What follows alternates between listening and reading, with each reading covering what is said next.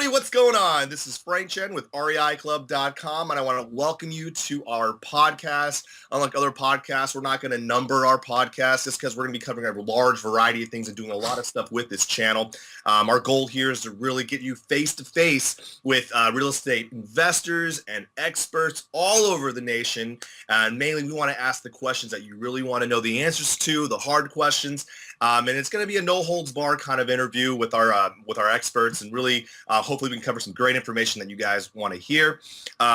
First things first, we just want to make sure. I know you guys probably see a lovely gentleman on our screen with us. That is our special guest today. But before I bring him on, I just want to talk about a few announcements. If you haven't already, if you're watching or listening through iTunes, if you could just leave us a review and a positive rating, that would help us out tremendously. That way, we can continue to do these videos for you. If you're by any chance watching through YouTube, be sure to like, subscribe, so we can keep you informed when new videos just like this are posted in our channel. And of course, last but not least, stay up to date with what's going on with real estate around the nation, as well as what's going on in your neck of the woods. Be sure to sign up for our free monthly newsletter at REIClub.com/update. We got some pretty cool bonuses for you just for signing up. So go ahead and do that. As well as we have tons of articles, resources, tools, videos that you can check out absolutely free. Again, we encourage you to check that out. With that being said, we're going to cover a really popular topic in real estate, which happens to be wholesaling, but hopefully we can cover some more detailed and higher level types of things, such as, setting up systems in your business, how to really do things on autopilot, and really start removing yourself out of the business so you can start focusing on the revenue driving side of things, which is, I would like to say probably the most exciting part. So with that being said, I'm going to go ahead and bring on our lovely guest. He's from Senna House Buyers. His name is Sam Craven. Been doing this for a few years now. And the reason we brought him on is in 3 short years, he's built a huge wholesaling business out in Houston, Texas. And he's really developed some really cool systems that hopefully we can talk about today that help him get to this level in such a short period of time. But I'm going to go ahead and let Sam give you guys a little insight to who he is. So Sam, how you doing today, buddy? Frank, I'm doing really good, man. I really appreciate you inviting me to come on the show. I've been a fan of the show for a while, so I'm excited to be able to give back to your listeners. Thank you. Sam and I were just talking recently. We're both out in Texas. I'm actually moving out to Houston in a few months, and I'm excited to hear what he has to say.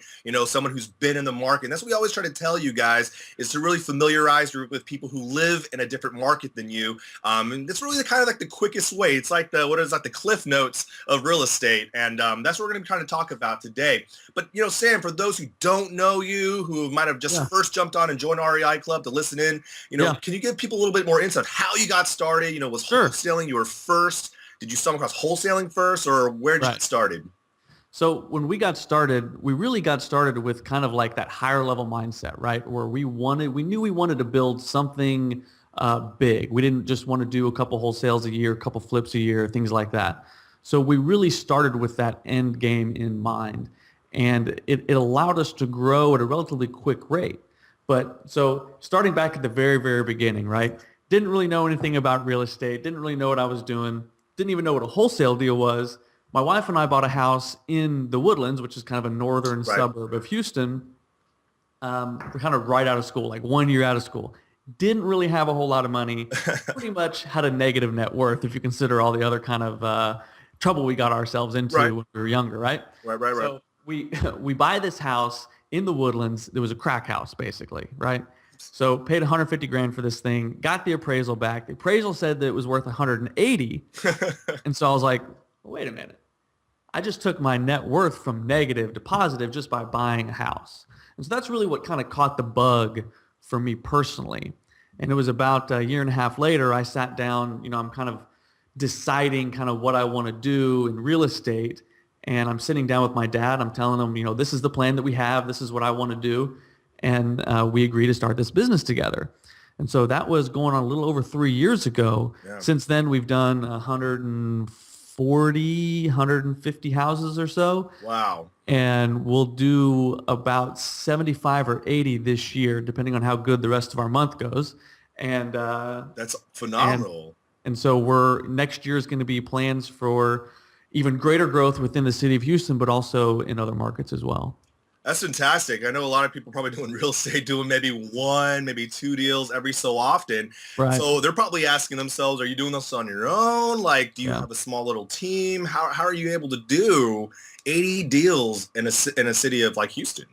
No, that's a really fair question. There's a lot of competition in Houston. Absolutely A right now. ton of Yeah. competition. Yeah, yeah, Our yeah. marketing dollar is not going as far now as it was even a year ago. Absolutely. Yep. But we do. We've got a small team of people here. Right now, there's 4 of us. We're in the process of trying to hire 3 more to help us get that, help us reach that next level. Wow. You'll find, your listeners will find as they're building their business, a certain skill set will take you to 10 deals a year, but then you'll need to change things. You'll need to pivot your business a little bit, think about it a little bit differently to get you to 50, to get you to 100, to get you to 200, things like that. So we're at that point now where we're comfortable doing it with the volume we have, with the team of people we have now. Right, right. We need to really kind of step our game up, bring in the extra people so we can do that higher volume. So That's phenomenal, man. Like it's people are like, oh, we're doing 1 or 2 deals, man. I got to ramp this up. You guys are doing 80 deals and wanting to ramp it up. So, right. and that's what we want to do on these calls. Let people know, like people like Sam have only been doing this for 3 years. He built momentum his first year. He wasn't doing 20, 30, 40 deals in his first 6 months. So, right. Don't get discouraged. Yeah, no, I mean, to your point, okay. Yeah. When we started off, we didn't have a real big war chest of cash. Okay. When I started the company, I mortgaged my house and I sold a car for the cash flow needed to jumpstart the business. So that first, few months, we're like, okay, we got $500 a month in marketing. We're going to spend that money, right? Yeah. So we're spending the $500. We get our first deal. We don't know what we're doing, and we make $2,500 on a wholesale fee. So we were like, damn, we just made $2,500. So we bumped our marketing up that month. Spent an extra $1,000 on marketing. And in the first 6 months, we did 3 deals. But those 3 deals netted us something like probably $55,000 or so. Wow. But instead of taking that money, going and buying a car, or, doing something that a 20-something-year-old would want to do, we just took the money and we put it right back into the business. And at that time, it was just me and my dad. So that meant right back into marketing. And so we ramped up the marketing. And then that's why we went from 3 deals our first 6 months to the first to January, basically, we did 3 deals that month. So, and then we just kept that momentum. That is such a good point that you just made there, which is, investing back in your business. And we always tell people real estate, it is a cash type game, but the moment you start taking your profits out and start having fun with it too early on, that's probably one of the quickest way you'll see your business fail. Right. This is an investment, not just the houses you invest in, but, the business that you're trying to create. So that's awesome that you did that. Now, let me ask you this question. We always have these gurus that are coming out here doing these webinars telling people, you quit your day job, quit your 8 to 5 and do this full time in like the first month. What's your advice to those people out there who, are hearing that and are kind of like, can I quit my job? Is this something I should actually do full time right off the bat? Right. What kind of advice do you have for people like that? Well, let me answer your question by telling you a story. Okay. All right. Yes, sir. Yeah, absolutely. I didn't quit my job until February of last year. We had done a few $1 million in business at that point. Actually, we'd probably done maybe $10 million in business at that point. And I still hadn't quit my job. We had the income coming in from the business, but the beautiful part of not quitting your job is you don't have to take money out of the company. There you go. Okay. Yeah. Right? So I had a very good job making a very good living. And it did afford me some freedoms because I was in sales and I didn't have an office I went to every day. Oh, nice. But I did delay when I quit my job as long as I could. Basically, toward the end, I was just getting kind of greedy, but realistically, but it afforded us the ability to continue to reinvest all profits back into the company instead of having to make payroll or pay payroll and things like that. So if you're thinking about quitting your job or your end game is to quit your job, I would say do everything you can to build your budget, understand how much cash you need, but then at the same time, understand how little you can live off of. Because if your end game is to build the business and to build something large, it goes well beyond you wanting something shiny and new that month, right? No, absolutely. And that's the big picture. And I Yeah. think that's probably, when people ask, what separates successful investors from those who are struggling. And I think it's really envisioning that big picture. There's not a really get rich scheme that you No. can do anything, especially in real estate within Right. 12 months. Yeah. Yeah, you can, if you hit it big, you hit it hard, and put your sweat equity in, then Yep. yeah, I would assume you could hit some pretty solid numbers in 12 Yep. months. Right. As we said before, where in your first 12 months, 6 was kind of slow, and then after your first 6 months, that's when things started rolling, right? Exactly. I think you told me before it was 20 plus deals in the first 12 months. That's pretty phenomenal. So that leads us to our next segment of this call, which is interesting. So you went from 6 deals in 6 months to 12 or to 20 deals in within 12 months. So let me ask you this: what kind of things in your business changed from month 6 to month 12, if you don't mind me asking? So that's pretty good. I think that early in the game, all we were doing was trying to scale our marketing up and understand what marketing worked in the city of Houston. And there was a lot of head scratching. There was a lot of money wasting.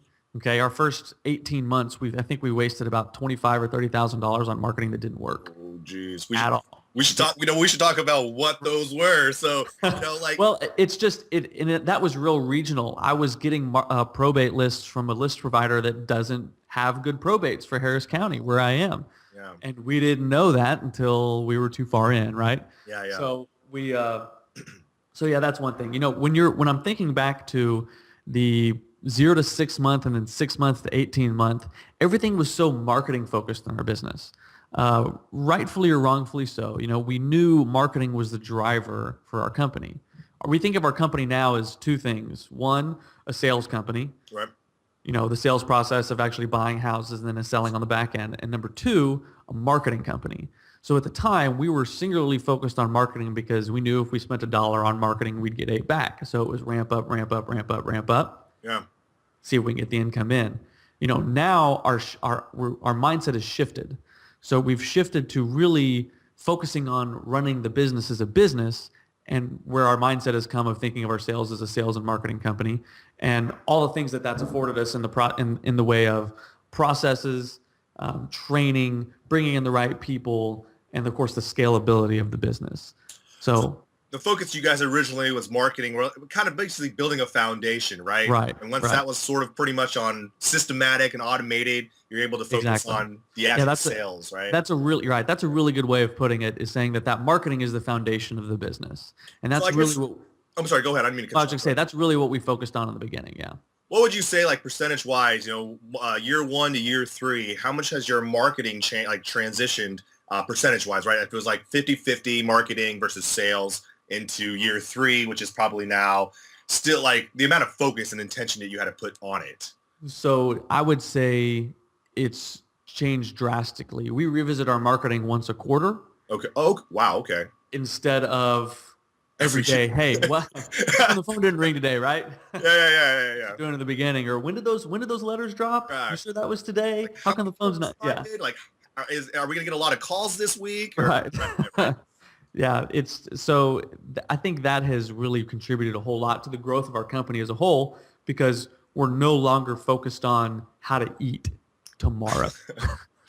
So you guys reached the less stressful part of the business now. Well, I don't know about less stressful. Oh, okay. Yeah, I don't know about less stressful, because every growth level comes with its own level of stress. Okay. When you're trying to take the company and grow it the way that we have, bringing on 3 people has a considerable cost associated with it.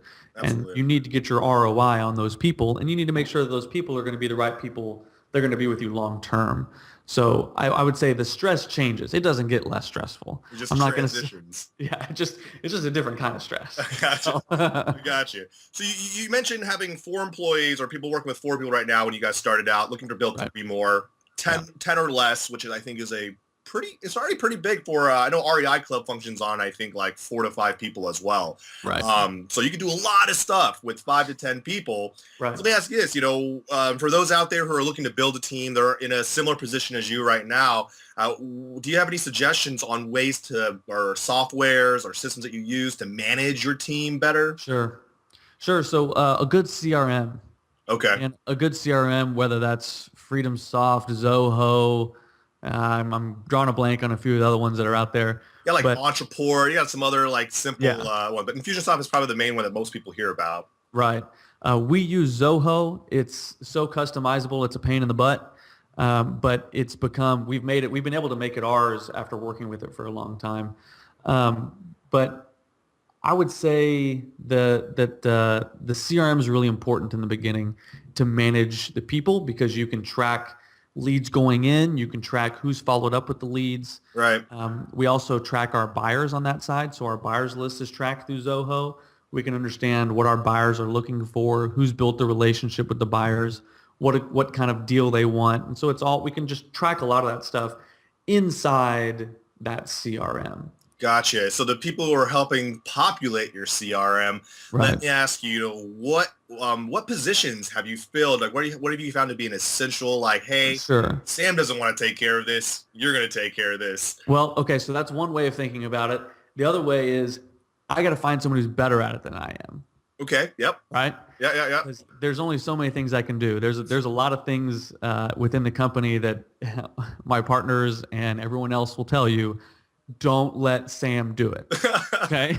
Yeah. Okay. All Because right. I'm All right. just not good at it. Right now, we have a project manager who's actually my dad. We're hiring a new project manager right now so that my dad can spin off the commercial arm of our business. Okay. And we have a buyer, okay, and an office manager. So you guys actually have a physical office that you guys work We at? do have a physical office that we work out of, and that's a game changer too. I would say, Really? yeah, having an office and a place you can go to every day and a place you can collaborate with everyone is huge. We only just got an office in January, so about a year now. Before that, it was three of us in the company, and we were literally an hour apart from each other across different parts of the city. Wow. Okay. And it worked okay, but having a singular place that we can go to and collaborate every single day, bounce ideas from, meet with lenders, having a physical office to meet with lenders is huge. They love it. Credibility wise? Absolutely. It's I got you. credibility wise. We're stable enough, and this is an office that we bought. We're stable enough to buy an office and, operate in this manner. So our core team right now is myself, Robert, my dad, Matt, who is our primary buyer. He also helps on the liquidation side. He does most of the liquidations as well. Okay. And then Clarissa, who is our office manager, just tries to keep all of us cats herded, basically. Um, That's and we're good. hiring another buyer right now, Okay. a liquidations person to help build relationships with the good wholesale buyers in town, as well as the project manager right now as well. So that core team is going to be the core team that helps us get to 140, 150 deals a year within the city of Houston. And they're also going to be the core team that helps us build all the processes necessary for us to go to another market. So you mentioned before you're doing wholesale, you're kind of transitioning to more retail. Right. Do you guys, I think one of the biggest questions we always hear from investors is, do I need to get my license? Do I need to Right. work with an agent? Do you guys have in-house agents, your own license, a broker? How do you guys get around that? Okay, so I got a friend of mine who's a broker who I hang my license with, You have and your license. I do have my license. Yeah, I Gotcha. got my license in February, Oh, this and year. just this year. Yeah, Oh, okay. and we could probably spend a whole podcast on whether or not you should be licensed, especially in the city of Texas and doing this business. We feel as a business, it lends a lot of credibility to us that we have a licensed agent on staff. And all it means to us on the wholesale side is we just have to disclose. Right. And there are other things and rules that we have to work within, but there are hurdles that we don't mind jumping through because it lends extra credibility to our business, and it helps us build rapport with sellers. So, Man, um, we should yeah, well, I'm gonna make a note of that, of having yeah, another call with you to discuss that, because I know that's like the $1 million question that investors need to know, because getting your license, unless you have all the hours needed, you got to right, pay for the courses, you got to right, pay the fees to join a brokerage and things right, like that. It is an investment, and if you could save on that, that'd be nice. But again, I like working with agents. I know I've wholesaled the deal before. You're an agent. I think it's just for me, I don't mind paying the fees because it really simplifies my life a bit. Right. That's good. I'm really, I think that's a good point to have. So let me ask you this, what other kind of higher level business practices have you had outside of marketing, develop, managing your team? Have you found to be very helpful? Of course, you guys got an office. We had an office already. We had to get rid of that thing because it was just no one wanted to come in. It was just like, what's the point of paying for a big storage facility, pretty much of office stuff. Right. But yeah, like what other things have you found to be incredibly helpful in your everyday operations? Sure. So I feel like getting the right people in place that are going to push you personally and push the business is very important.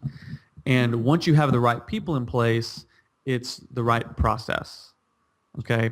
We have operations manual for our company in Dropbox that lays out every step of the transaction from when we first get the call, how you answer the phone, the things that you say, the questions that you asked, ways to build rapport, ways to work with the sellers to solve their problems. Once go out to visit a property, we have a written process and videos that we expect all of our team members to follow, and how to estimate repairs and talk to people once you're in person.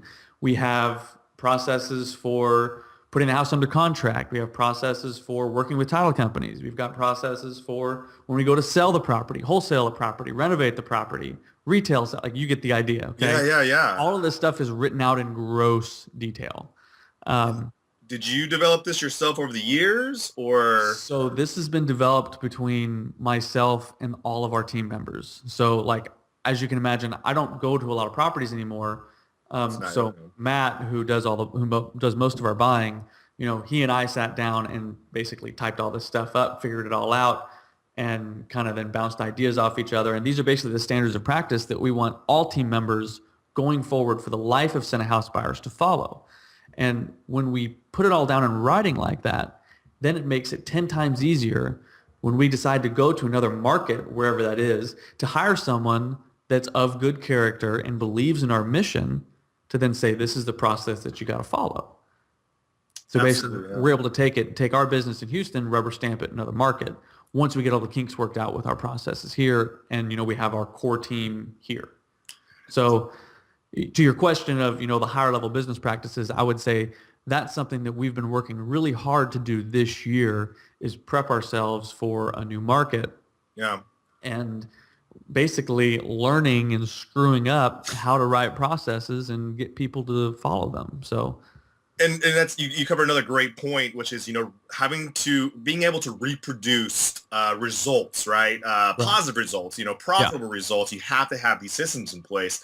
And I think, for those people who out there who are always being told you can hire, hire, you don't have to do that much work, do these things. Right. It's almost like the same concept of, the corporate ladder, right? You got to start at the bottom in order to understand how all the other levels work. Right. That way you can teach people. Exactly. And you guys know, like, for someone like Sam, who's already doing 100 plus deals, he's still the one in his business with his team members creating these systems. So if you feel like I don't want to do this, I don't think it's unavoidable. It's unavoidable, but if you're looking, this is the investment you're making towards the big picture, which is like, your business. So that's awesome. Now let me ask you this, working with your family, you're working with your father. I work with my mom, she's my private lender in many ways. What is your recommendation or experience from working with family? Some people are like, ooh, don't mix money and family or things like that. What's your position on that? Well, we started the company together, and working with family is not easy. Yeah. It brings with it a level of complexity that you just don't get when typically just, you have a business partner or anything like that. But I will say this, having a business partner and having someone that's as invested in the success of the business as you are, and that also you love and care for, that you don't think is going to screw you over because you're family, it's really important that you have that strong relationship and that you guys can move forward together. So while every day is not easy, it certainly helps that I personally believe, having business having family and business together does not have to be a negative, but I think you really have to kind of weigh your relationship and your history and understanding of each other to decide if that's something that's right for you. And yes, that's a good point. And hopefully, if you're out there working with someone in your family and things like that, to really consider, what you're getting yourselves into, because it depends. Like it doesn't always work out, so it's one of those things you just got to prepare for. Yeah.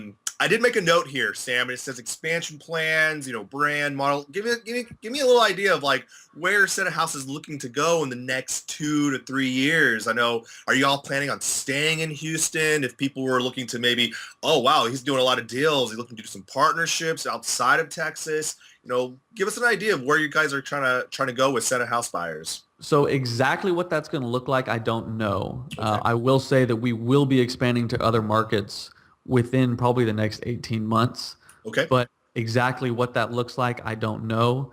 One thing that when we decided that we wanted to be bigger than just Houston, we adopted what we call a franchise mindset.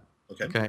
And that's what kind of we touched on a little bit earlier on about building the processes and having our operations manual and standards and things like that. Because just like, McDonald's franchise, it operates the same everywhere it goes. You get a consistent product every single place you go, no matter who is, running that McDonald's, and the people that are from the manager to the owner to the guy who's flipping the burgers, everyone has a process they have to follow. Right. So whether we're going to actually franchise the business is frankly not likely, but we will be bringing in other people to expand into other markets and give them opportunities to build up their home market. So we've identified, there's not a whole lot of people operating at a national level with the type of business. Yeah. There's that one company with Caveman on it, but they have I buy houses or something like that. Yeah. Well, yeah. Yeah, I know what you're talking about. The Caveman billboards. The name that I don't want to say because this is going to be broadcast, but I got you. But they operate a little bit differently. They sell there's no limit to the number of franchises they can sell in a market, and they charge you a small flat fee, and then they take a commission on everything that you do after that. Mm-hmm. I think we can do it better. I think we can add even greater value to the people who are coming to us to open up, a business like ours in their market. So without getting into too much detail, I think there's a ton of opportunity there. There's almost no national competition for that type of business. And so I really want to take advantage of that.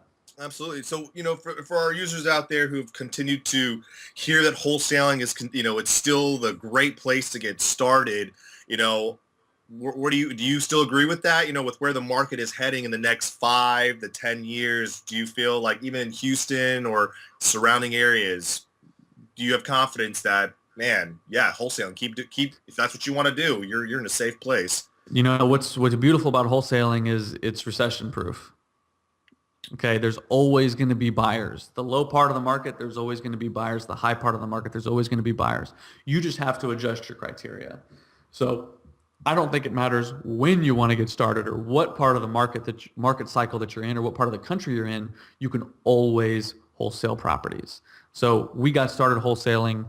I know a lot of people get started wholesaling because there's very little risk involved, and your barrier to entry is so low. Right. So I would say any of your listeners are thinking, if their market's really hot where they are right now and they don't I don't know if I want to compete, or if their market's really at kind of the trough at the bottom end and they're not really sure, you just got to get off your butt, start spending some marketing dollars, and you'll start getting some deal flow. And so early when we first started talking, you were saying when your wife and you first bought your property outside of college, you guys had a $500 a month marketing budget. Now, right. What was that designed around? Did you guys have a set amount of cash set aside, or did you guys already have a lender? That's what we could afford. Gotcha. So people know out there, what percentage of income or what percentage of, I guess money coming in do you think they should set aside for marketing? Since it is going to be a varying number. If it was me, all of it. If you want to build a business, in real estate, wholesaling, retail, whatever, your lifeblood of your business is marketing. If you can afford $5 a month, spend it. If you can afford $5,000 a month, spend it. But I would caution you a little bit, don't just jump out of the gate and spend $5,000. You want to build yourself up, and that's going to keep you from wasting a lot of money the way that we did, even when we started small. Yeah. But I would say that, if you have $500,000, $2,000 a month to spend on marketing, do as much market research, go to the local, real estate investment clubs, get on REIclub.com, research what marketing is working in your area, pick 2 or 3 and do them for 6 months. Do it consistently. I always say, figure out what your marketing budget is per month. Make sure you can spend that for the next 6 months and kiss that money goodbye. You're never going to see it back. Mm-hmm. Don't worry about if you don't get any phone calls this month or phone calls the next month. Spend it, spend it, spend it, spend it, spend it. And by the time that end of that 6 months comes along, you're probably going to have a few deals. So with that being said, spending the money is one thing. Having effective marketing is the other side. Absolutely, yeah. So, of course, I see that you guys trial by fire. I can see you guys like that method. Yeah. When you guys initially started marketing, did you guys invest in some kind of program, or did you guys do? And was it specifically a marketing style program? Or? No, it was a soup to nuts program. It was a national speaker came through town. Actually, my dad drugged me there kicking and screaming. I didn't want to do it. And it was one of those things, by the end of the class, the end of the 3-day event, we signed up for it. And it frankly has been incredible. I'm actually a coach for their organization and a speaker. And so I've stayed involved in that organization. And I'm a big believer in having a coach. I wasn't starting off. I was not a big believer in having a coach and getting that help, but certainly am now, because I've seen how much it has changed our business moving forward, being able to have that kind of mentor and those kind of people that you can surround yourself with that are better at so many different things than you are. Yeah. So that you can expand your knowledge base and expand what, your capabilities. That's so good. People always talk about that coaching stuff. It's out there, and whether you've done 15 deals to 50 deals, right? It's interesting, Sam, because there are people out there who have done as many deals as you have who still feel like, nah, I don't need a coach. I'm doing 100 deals. Yeah. So, I'm guessing your advice to them would be like, take a step back and see what you're missing out on right now. Right. And even in our business now, I have weekly meetings with people who help hold me accountable, who operate businesses similar to mine that I've met through that same organization. And they're all higher level coaches.